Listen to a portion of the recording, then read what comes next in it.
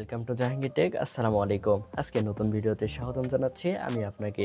আজকে আমরা এই ভিডিওতে জানবো অডিও ডাকিং কিভাবে কাজ করে, অডিও ডাকিংটা আসলে কি এবং আপনার ভিডিওকে আরও অ্যাডভান্স লেভেলে নিয়ে যেতে অডিও ডাকিং এর গুরুত্ব কতটুকু এবং অ্যাডোবি প্রিমিয়ার প্রো ব্যবহার করে অডিও ডাকিং কিভাবে করব এই ভিডিওতেই আলোচনা করব। চলুন শুরু করা যাক আজকের ভিডিওটি।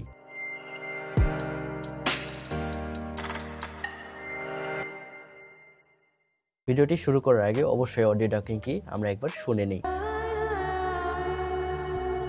স্বপ্নপুরী পার্ক, যেটি পুরো বাংলাদেশের মধ্যে কয়েকটি বৃহত্তম পার্কের মধ্যে এটি একটি অন্যতম।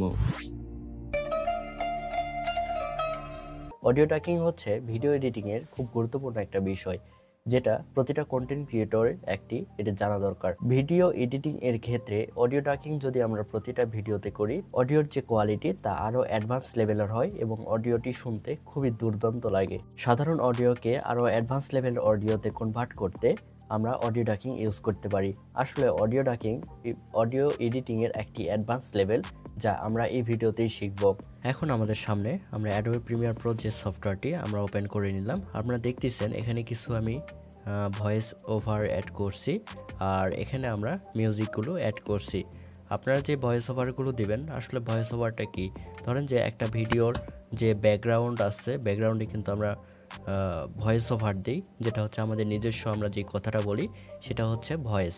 আর এর মাধ্যমে বা এর ব্যাকগ্রাউন্ডে কিন্তু আমরা কিছু ব্যাকগ্রাউন্ড মিউজিক অ্যাড করি ভিডিওটিকে আরও সুন্দর করার জন্য।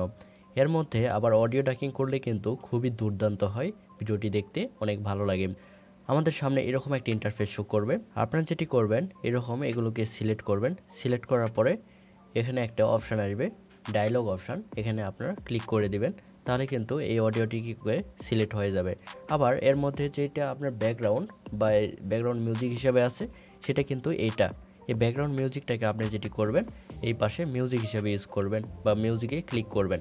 সেটাকে আমরা মিউজিক হিসাবে প্রিমিয়ার প্রোকে আমরা বুঝিয়ে দেব, যেটা আমাদের হচ্ছে ডায়লগ আর এটা হচ্ছে আমাদের মিউজিক। এখানে কিন্তু অলরেডি সিলেকশন হয়ে গেছে।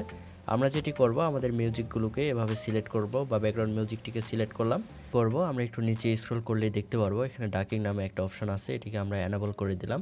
এনাবল করার পরে এখানে ডাকিং এগেইনস্ট আছে। আমরা যেটি করব, সেন্সিটিভিটি এটি 6.0 রাখবো, কোনো এখানে আমরা কাজ করব না। ফেড ডিউরেশন এখানে আমরা 300 করে দেব বা 300 থেকে আপনার 400 দিয়ে দিবেন।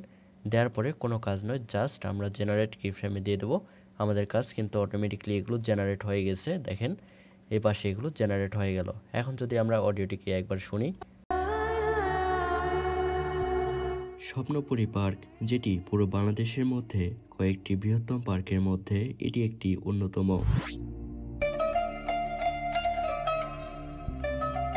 সুন্দর এই রিসর্টের অবস্থান হলো পুরো।